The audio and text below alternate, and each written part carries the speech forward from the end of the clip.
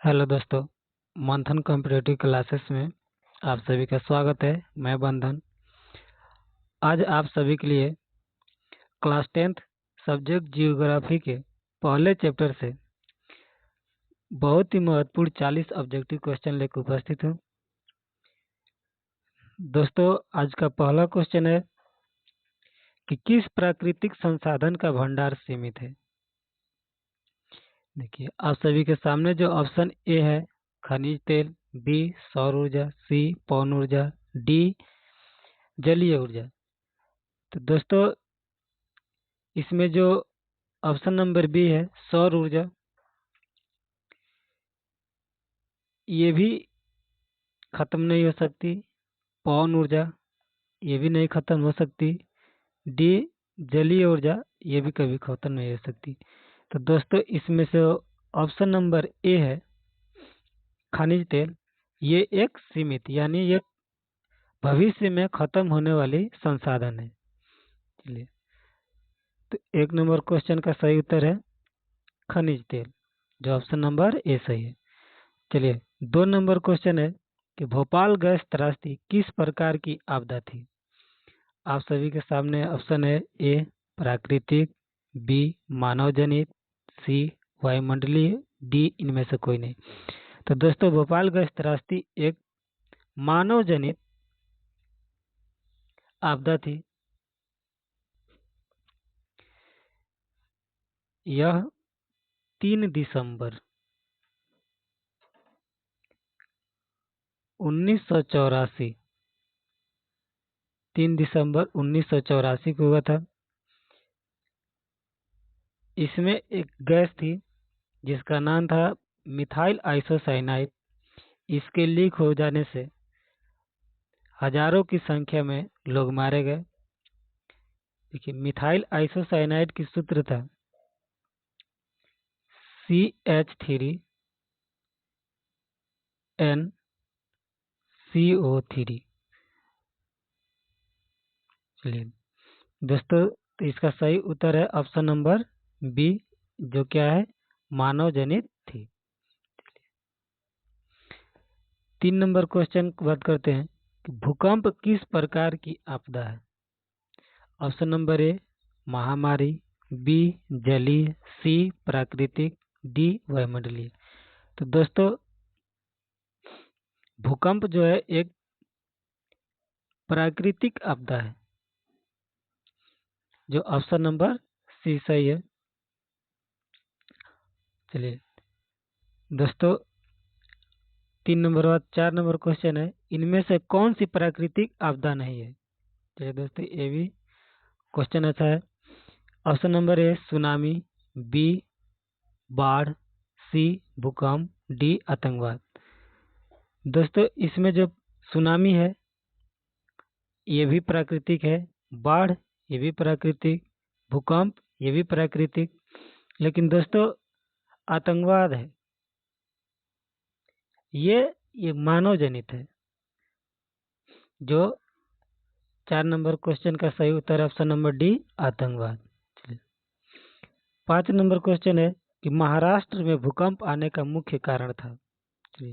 आप सभी के सामने ऑप्शन है ए अधिक रेल परिचालन, बी वृक्षारोपण आंदोलन, सी शहरीकरण, डी कोयनाबाद निर्माण। दोस्तों, इसका सही उत्तर कोयनाबाद निर्माण, जो ऑप्शन नंबर डी सही है। इसके बांध बांधने की वजह से जल का जमाव अधिक हो गया था, और जल का जमाव अधिक होने के कारण पृथ्वी की गति में थोड़ी सी परेशानी होने लगी, जिसके कारण से वहां पर अत्यधिक भूकंप आने लगे थे। चलिए दोस्तों, 6 नंबर क्वेश्चन है कि निम्न में से कौन सी प्राकृतिक आपदा नहीं है। चलिए, आप सभी के सामने ऑप्शन नंबर ए बाढ़, बी हिंसा, सी भूकंप, डी सुखाड़। दोस्तों, बाढ़ ये भी एक प्राकृतिक आपदा है, भूकंप ये भी प्राकृतिक आपदा है, सुखाड़ ये भी प्राकृतिक आपदा है, लेकिन जो ये हिंसा है, हिंसा एक मानवीय आपदा है जो इससे मनुष्य करता है। जो इसका सही उत्तर है ऑप्शन नंबर बी। चलिए, 7 नंबर क्वेश्चन है, सुनामी किस भाषा का शब्द है? आप सभी के सामने ऑप्शन ए हिंदी, बी अंग्रेजी, सी जापानी, डी अरबी। तो दोस्तों बात करें, सुनामी एक जापानी भाषा है जो 2 शब्दों से मिलकर बनी है, सु और प्लस नामी। सु का अर्थ होता है समुद्र तट, समुद्र तट।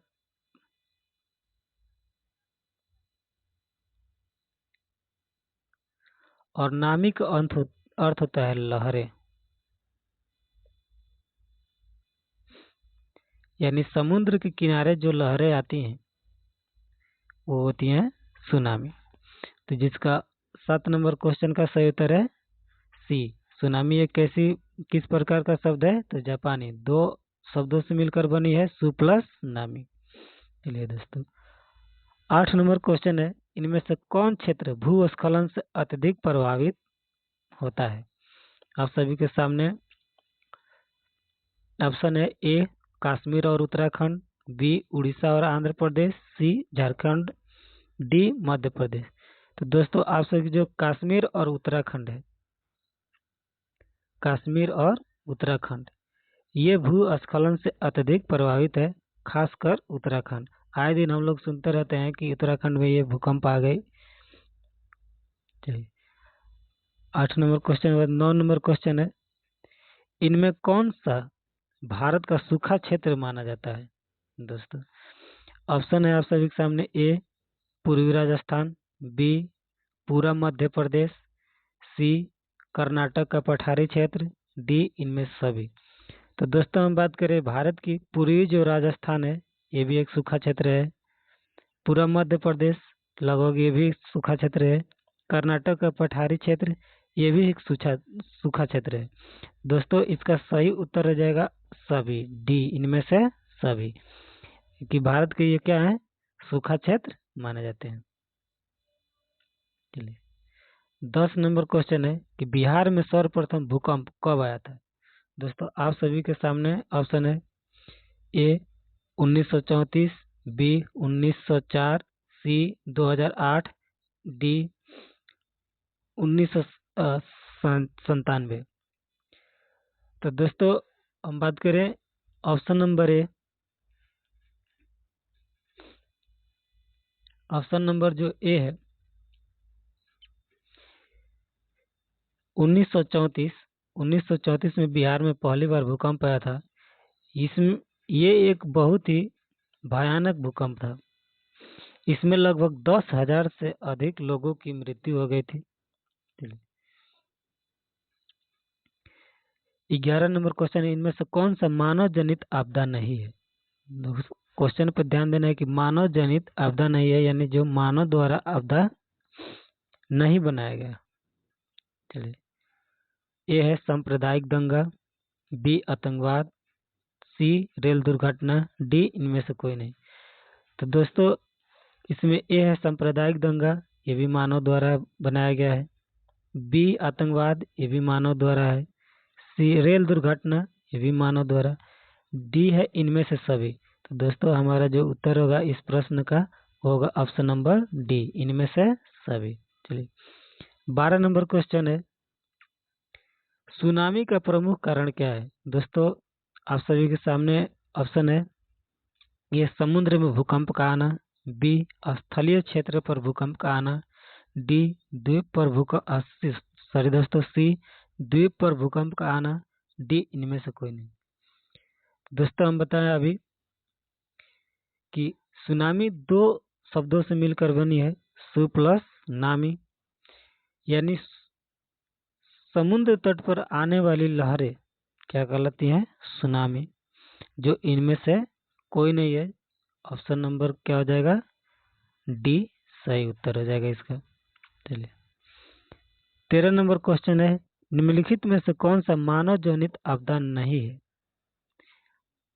आप सभी के सामने ऑप्शन है आतंकवाद, बी रेल दुर्घटना, सी सुनामी, डी सांप्रदायिक दंगा। दोस्तों आतंकवाद भी मानव जनित है, रेल दुर्घटना मानव जनित, सांप्रदायिक भी मानव जनित, लेकिन सुनामी जो है ये कैसी है तो प्राकृतिक आपदा है, यही एक सही उत्तर है। चलिए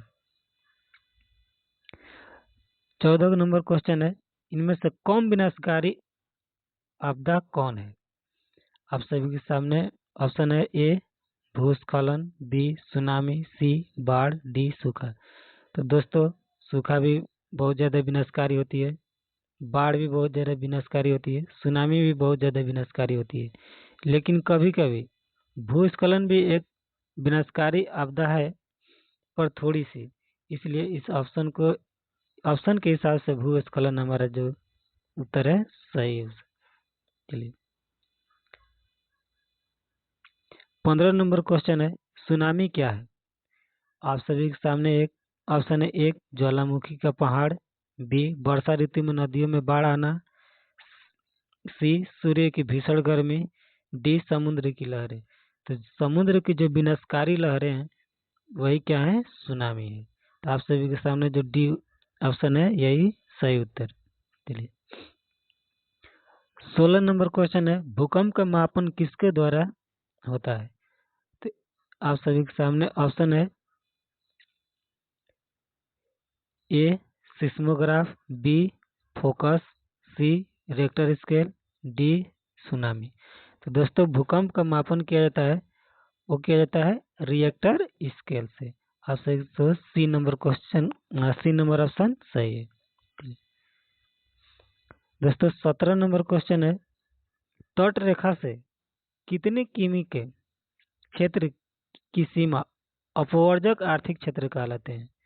आप सभी के सामने ऑप्शन है, ए 100 किलोमीटर, बी 200 किलोमीटर, सी 150 किलोमीटर, सॉरी दोस्तों सी 150 किलोमीटर, डी 250 किलोमीटर। तो दोस्तों जो बी है 200 किलोमीटर तक की दूरी, तटरेखा से 200 किलोमीटर की दूरी सीमा अपवर्जक आर्थिक क्षेत्र कहलाते हैं, जो ऑप्शन नंबर बी सही है। 18 नंबर, सोपानी कृषि किस राज्य में प्रचलित है? आप सभी के सामने ऑप्शन है, ए बिहार के मैदानी क्षेत्र, बी उत्तराखंड, सी अधिक सिंचाई, डी पंजाब। दोस्तों ये सोपानी कृषि होती है, ये पहाड़ी क्षेत्रों में किया जाता है। पहाड़ी क्षेत्रों के वैसे खेतों को जिसमें एक ही खेत में अधिक प्रकार की खेती की जाती हो।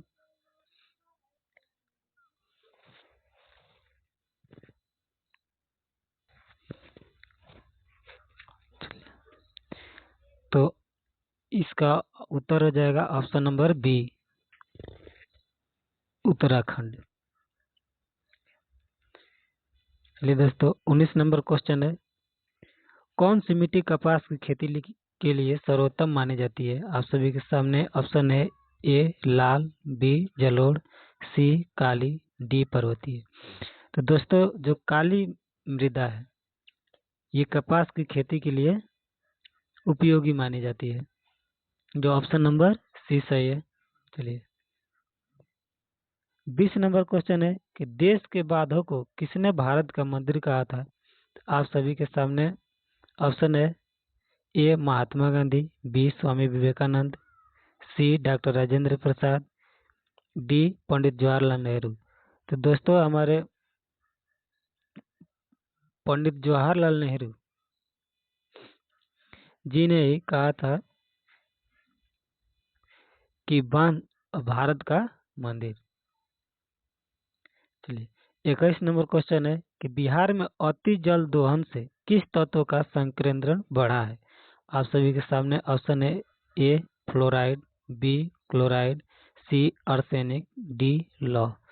तो दोस्तों ऑप्शन नंबर सी जो आर्सेनिक है इसका जो संकेत सूत्र है एस,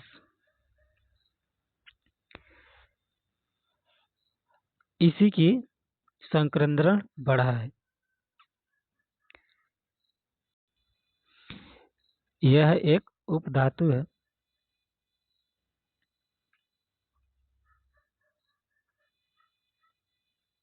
इसकी परमाणु क्रमांक है 33। चलिए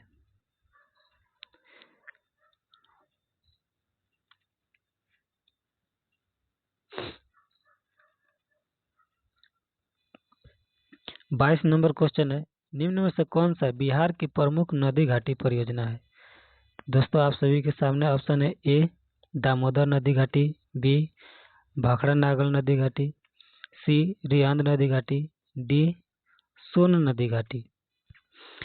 तो आप सभी के सामने जो दामोदर नदी घाटी परियोजना है, यह बिहार की प्रमुख नदी घाटी परियोजना है, जो ऑप्शन नंबर ए सही है। यह स्वतंत्र भारत की पहली बहुउद्देशीय परियोजना थी।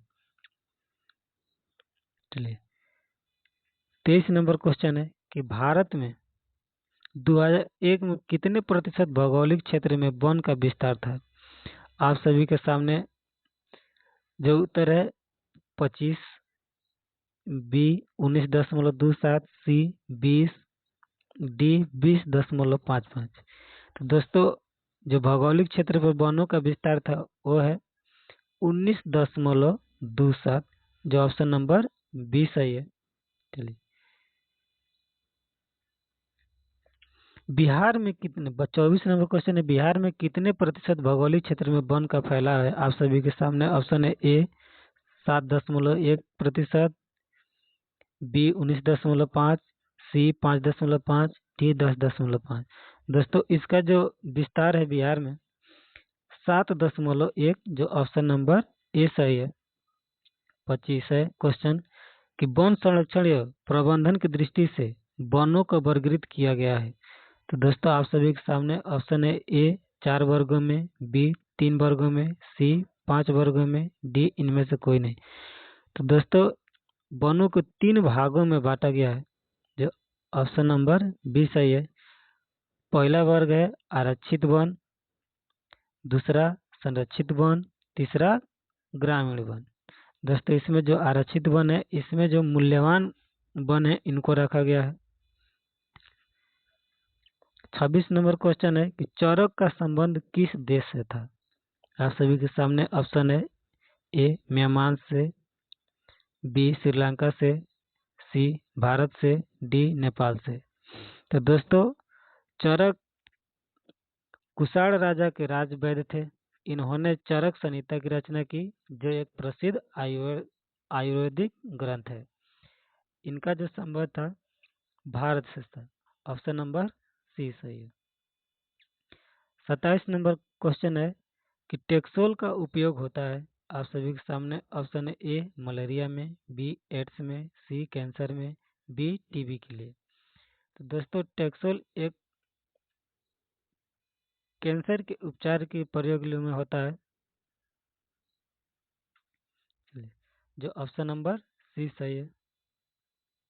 28 नंबर क्वेश्चन है कि संविधान की धारा 21 का संबंध है ए वन्य जीवों तथा प्राकृतिक संसाधनों के संरक्षण से, मृदा संरक्षण से, सी जल संरक्षण से, खनिज संपदा संरक्षण से, जो डी। ऑप्शन नंबर ए है कि वन्य जीव तथा प्राकृतिक संसाधनों के संरक्षण से। ऑप्शन नंबर ए सही है। चलिए 28 नंबर क्वेश्चन है कि मैग्नीज उत्पादन में भारत का विश्व में कौन सा स्थान है? ऑप्शन नंबर ए प्रथम, बी द्वितीय, सी तृतीय, डी चतुर्थ। दोस्तों मैग्नीज उत्पादन में भारत विश्व का दूसरा है और प्रथम पर हमारे चाइना है।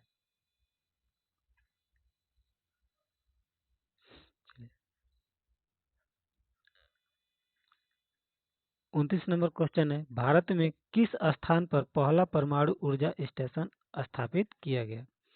आप सभी के सामने ऑप्शन है ए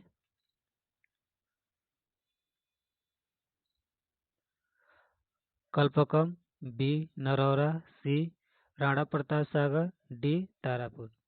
तो दोस्तों भारत में पहला परमाणु स्टेशन जो हुआ वो ऑप्शन नंबर डी तारापुर, और तारापुर में। चलिए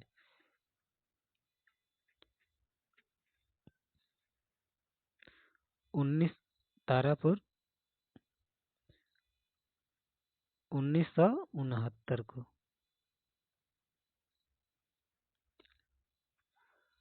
तीस नंबर क्वेश्चन है कि सर्वोत्तम कोयले का प्रकार कौन सा है।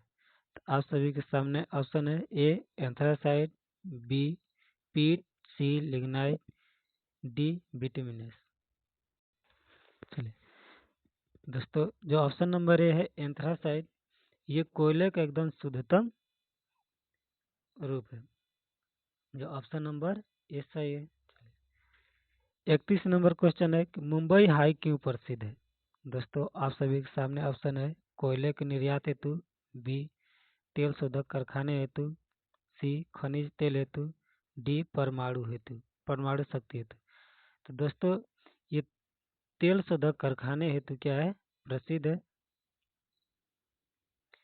जो ऑप्शन नंबर बी सही है। इसे 1965 में एक भारतीय तेल अन्वेषण टीम ने की थी इसकी खोज। 1974 में इसका उत्पादन शुरू हुआ। तो दोस्तों खोज हुई 1965 में और जो उत्पादन हुआ 1974 में। उत्पादन चालू हो गया 1974 में, खोज हो गई थी 1965 में। चलिए 32 नंबर क्वेश्चन है प्राकृतिक गैस किस खनिज के साथ पाया जाता है। तो आप सभी के सामने ऑप्शन है ए यूरेनियम, बी पेट्रोलियम, सी चूना पत्थर, डी कोयला। तो दोस्तों जितने भी प्राकृतिक गैस है वो हमारे पेट्रोलियम के साथ पाए जाते हैं, जो ऑप्शन नंबर बी सही है। चलिए 33 नंबर क्वेश्चन है कि भाखड़ा नागल परियोजना किस नदी पर अवस्थित है। आप सभी के सामने ऑप्शन है ए Narmada, B Jhelum, C Sutlej, D Beas.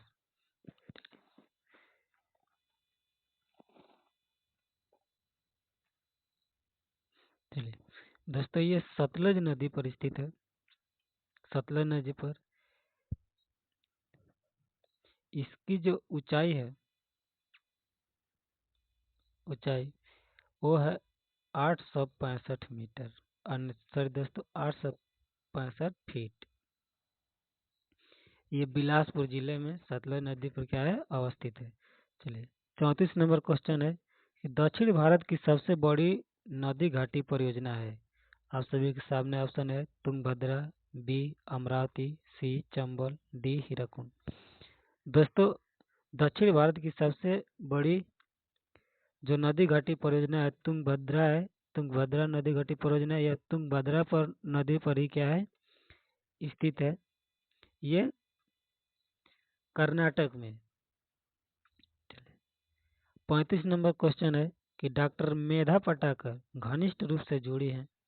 Option A है गंगा बचाओ आंदोलन से, बी दून घाटी आंदोलन से, सी नर्मदा बचाओ आंदोलन से, डी साइलेंट घाटी आंदोलन से।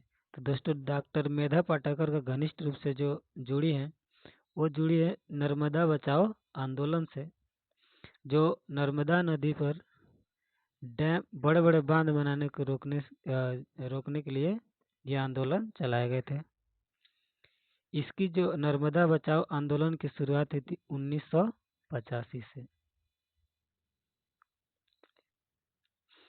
और ये जो नर्मदा नदी है ये हिमाचल प्रदेश, गुजरात और महाराष्ट्र से होकर क्या करती हैं, गुजरती हैं।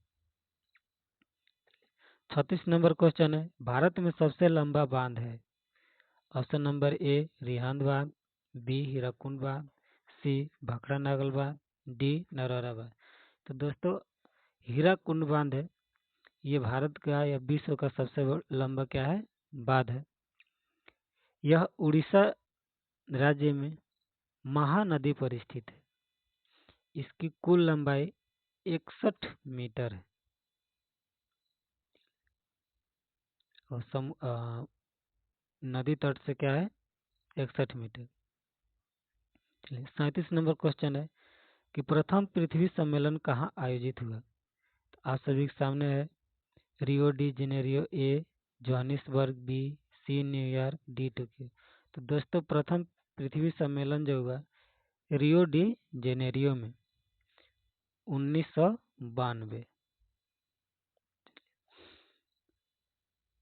38 नंबर क्वेश्चन है कि भारत की प्राचीनतम कोयले की खान कौन है।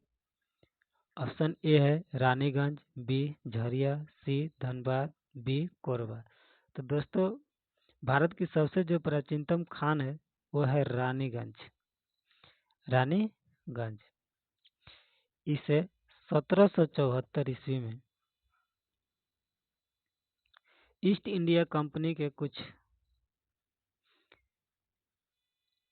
खोजकर्ता थे, दो लोग थे, उनका नाम था एक का मैसर्स सुमनेर और हिटली। इन दोनों लोग ने इस कोयले की खान की खोज की थी। चलिए 39 नंबर क्वेश्चन है कि पीतल बनाया जाता है। आप सभी के सामने ऑप्शन है तांबे से, बी जस्ते से, सी तांबे और जस्ते दोनों से, सी डी तांबा जस्ता और टीन से। तो दोस्तों जो पीतल बनता है तांबा और जस्ता दोनों से मिलकर क्या बनता है, पीतल बनता है। चलिए आज का अंतिम क्वेश्चन है कि भारत में किस स्थान पर पहला परमाणु ऊर्जा स्टेशन स्थापित किया गया। आप सभी के सामने ए है कलपकम, B Narora, D Rana Pratap Sagar, sorry दोस्तों सी राणा प्रताप सागर, डी तारापुर। तो दोस्तों इसका सही उत्तर है तारापुर। दोस्तों जय हिंद दोस्तों।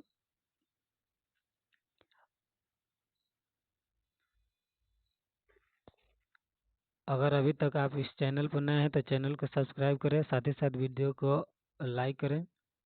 मिलते हैं अगली वीडियो।